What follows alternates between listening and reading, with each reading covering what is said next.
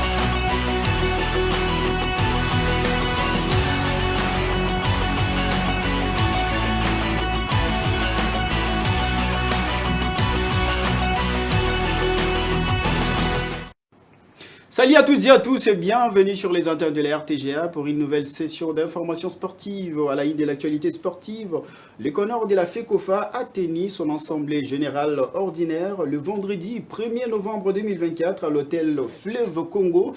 Plusieurs points étaient à l'ordre du jour, entre autres les rapports des activités de la FECOFA 2021-2024, le rapport de l'Audi également. Il faut savoir que le Connor a ensuite procédé devant les secrétaires de la CAF à l'édition de la commission électorale de la FECOFA du comité exécutif pour les mandats 2024-2028 du bureau du COMEX. On va suivre cet extrait. Je me présente devant vous pour le poste de présidente à la commission électorale. Je suis une passionnée de football, du sport en général, mais le foot en particulier, parce que mon père a été un grand footballeur dans le temps. On a grandi dans cette ambiance et je suis toujours dans cette attitude-là de sport. Et voilà pourquoi, quand j'ai appris par rapport à la commission électorale, je me suis dit, j'y vais pour pouvoir apporter mon expérience. Je vous prie de me voter, car je voudrais apporter à la fédération mon objectivité et mon impartialité.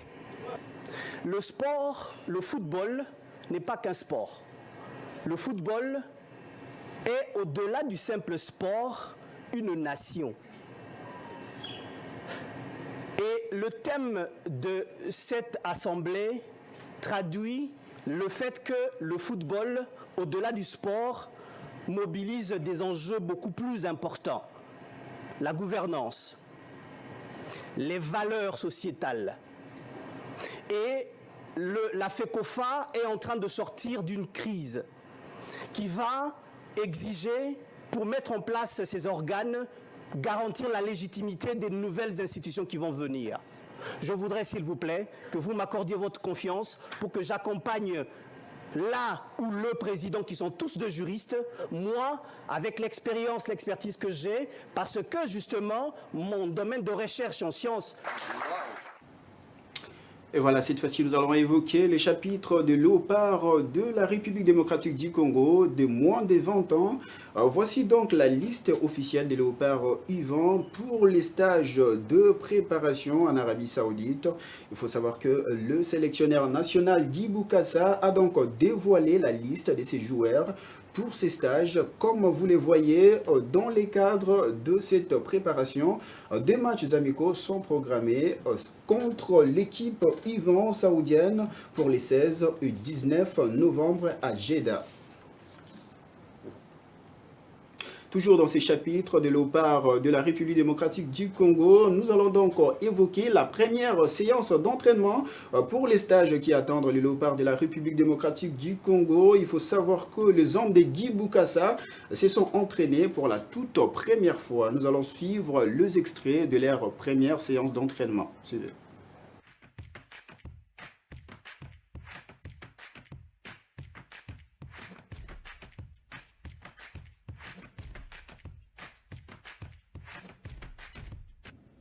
Je réponds au nom de Jackson Lunanga. Je suis gardien des buts de l'OCR Renaissance du Congo. Non, je n'ai pas peur de la concurrence puisque les gens qui sont là, ils sont talentueux, ce sont des coéquipiers avec moi qu'on a toujours partagé une place en sélection. Je souhaite que la concurrence soit positive, que ça puisse pousser l'équipe à aller vers de l'avant et prendre la qualification.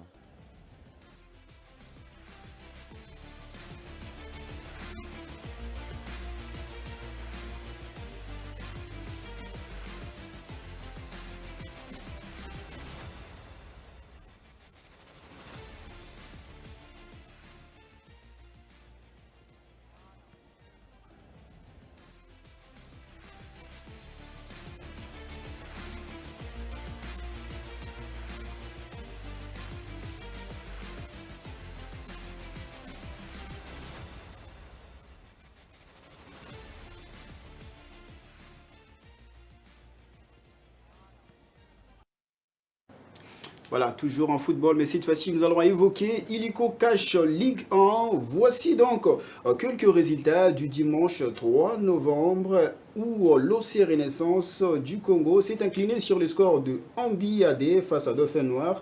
Sanga Balinde a eu raison devant la formation de l'AS Malolé sur le score de 2-1. Et le Zègle du Congo et l'AS Vita Club, les deux grandes équipes de la République démocratique du Congo, se sont neutralisées sur le score de parité, c'est-à-dire 0 but partout.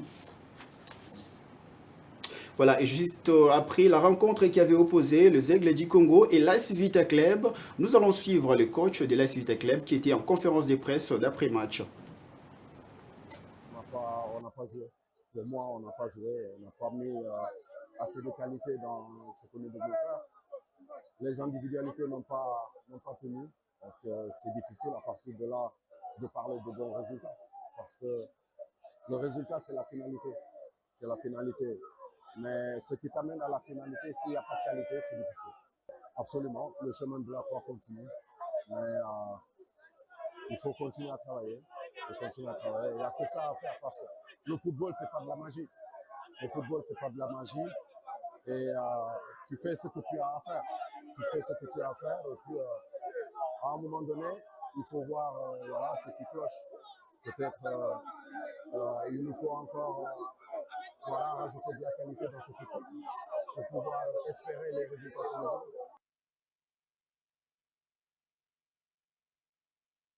De l'Europe pour évoquer la poursuite de la Ligue des champions européenne. Voici donc les grandes affiches de ce mardi, mercredi, dans le cadre de la 4e journée de cette compétition. Le Real Madrid va recevoir à domicile l'AC Milan à 20h au Santiago Bernabéu. Lille sera à domicile face à la Juventus Turin, toujours à 20h. Le PSG sera au Parc des Princes face à l'Atlético de Madrid sous les coups des 20h. L'Inter Milan va recevoir à son tour Arsenal, toujours sous les coups de 20h. Et côté Ligue Europa, il faut savoir que Galatasaray sera à domicile face à Tottenham au stade Rams Park d'Istanbul. Voilà, d'une discipline à une autre, cette fois-ci, nous allons évoquer la FEBACO, les sports de la fête africaine de basketball sur fauteuil roulant qui se sont déroulés en République démocratique du Congo au gymnase jumelé du stade des Martyrs de la Pentecôte. Se sont fermés le dimanche 3 novembre dernier avec 2 rencontres chez le I-23 en éliminatoire de la Coupe d'Afrique des Nations et Mondial 2025. Les Léopards messieurs de moins de 23 ans se sont inclinés devant les Centrafricains en aller comme retour le samedi et dimanche 3 novembre. Mais les 2 grandes nations se sont donc qualifiées pour jouer la phase finale qui aura lieu en Libye en janvier 2025. On le suit. Normalement, je devais être là hier, mais je n'ai pas pu. Donc aujourd'hui, je m'étais dit, quoi qu'il se passe, je serai là. Je serai là pour faire passer un message d'inclusion à mes frères, à mes sœurs qui sont aujourd'hui dans cette situation de handicap, pour leur faire comprendre qu'elles sont des personnes, pas dire à part entière, mais ce sont des personnes qui sont très importantes pour la société. Et voilà ce qu'ils sont capables de faire. Les gens viennent de partout aujourd'hui, de toute l'Afrique centrale, de toutes les provinces de la RDC. Ils viennent assister à ce beau spectacle offert par les personnes qui sont sur les chaises roulantes. Alors le message est aussi le message d'émulation par rapport aux enfants qui naissent aujourd'hui avec des situations de handicap, dire à ces enfants-là que soit ils restent parce que la société, certaines personnes dans la société leur disent que voilà, ils sont insignifiants, mais aujourd'hui, à travers ce que l'on voit, ces enfants peuvent comprendre que malgré la situation, ils peuvent devenir de grandes personnalités dans ce pays et à quoi de plus mieux à travers le sport. Oui, j'ai beaucoup aimé la qualité. D'abord, la qualité des joueurs, c'est extraordinaire. De notre côté, on sent qu'on a affaire à une équipe qui a longtemps joué seule, ensemble plutôt.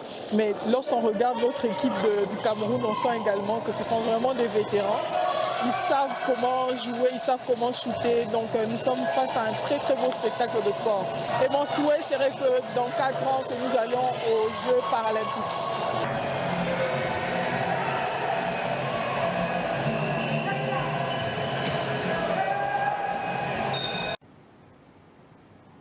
Voilà, nous allons nous apaisantir toujours dans cette discipline de basketball sur fauteuil, présente au stadium pour encourager ses frères et fils. L'honorable Christelle Vango n'a pas caché sa satisfaction de voir ces personnes vivant avec handicap se promouvoir dans les sports. L'élu du FUNA souhaite voir les ambassadeurs congolais au prochain Jeux paralympiques. On l'écoute. La défaite d'hier et d'aujourd'hui sont 2 défaites différentes parce que les jeunes ont fait beaucoup d'efforts. Comme vous savez, rassembler 20 joueurs dans la présélection venant de partout du Congo et trouver un résultat directement, je ne pense pas. Il n'y a pas de magie. Il faut préparer une équipe et l'équipe a besoin de moyens pour être préparée. Peut-être que vous n'avez pas fait le constat des fauteuils que nous sommes en train d'utiliser actuellement.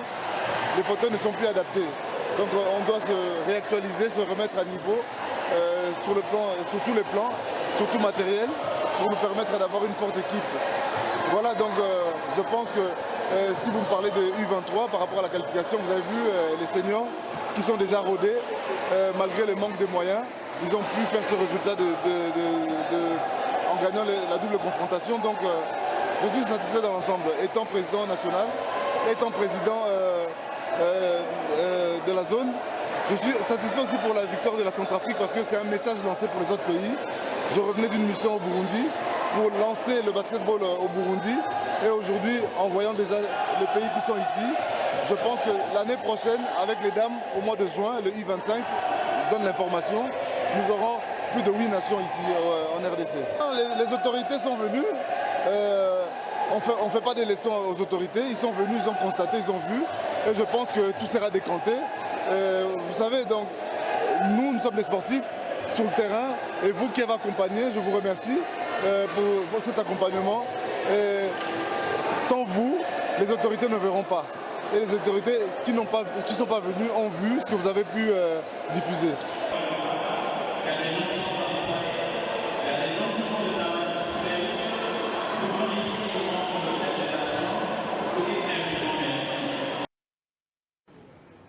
Voilà, nous allons corriger ensemble que c'était le président de la FECOBAF, Gégé Kizubanata, qui répondait aux questions de nos confrères. C'est avec cette information d'actualité sportive que nous bouclons complètement cette nouvelle session d'information sportive sur les antennes de la RTGA. Merci de nous avoir suivis et on se retrouve dans un court instant. À très vite.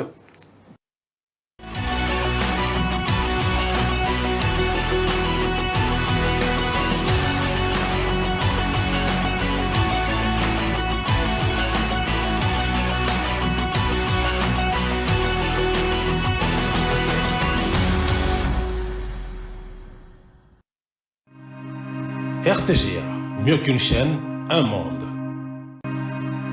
RTGA, mieux qu'une chaîne, un monde.